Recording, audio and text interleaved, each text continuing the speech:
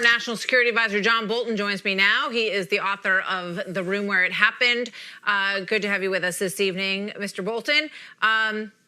What's your reaction to what the president had to say about this whole incident? Well, in fact, he was responding to an article in the Atlantic magazine from last Thursday night, and the article itself is a mashup of all kinds of allegations, what he thinks of John McCain, which I thought was largely accurate, and what he happened to say in Paris on the day before Armistice Day, the 100th anniversary of Armistice Day, getting ready to go visit French President Macron. And according to what that article said, the president made disparaging remarks about our soldiers, the people buried at the En Marne cemetery, in connection with the decision for him not to go to the ceremony that was planned that afternoon. And that was simply false. I don't know who told the author that, but that was false. And I recounted that in my book, The Room Where It Happened, and reaffirmed that in response to questions the next day.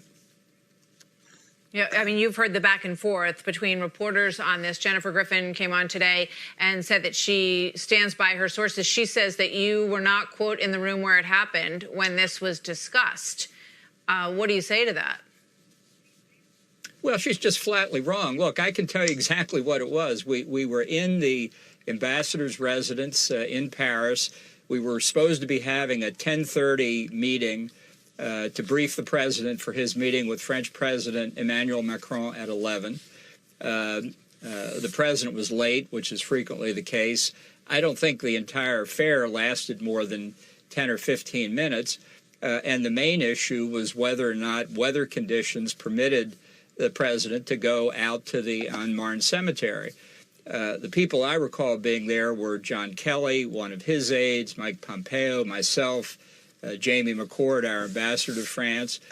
We had this discussion. It was mostly John Kelly presenting the logistical reasons why the trip couldn't take place.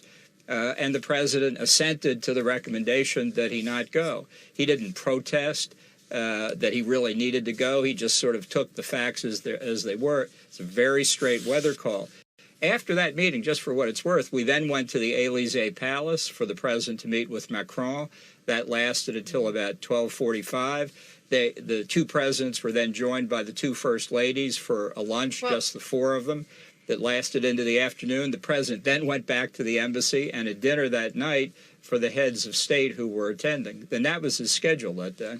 I was simply responding to what I thought was the main point of the Atlantic article, that at the critical point, Saturday morning, when the decision was made not to go to En Marne, that he made the disparaging remarks, and he did not.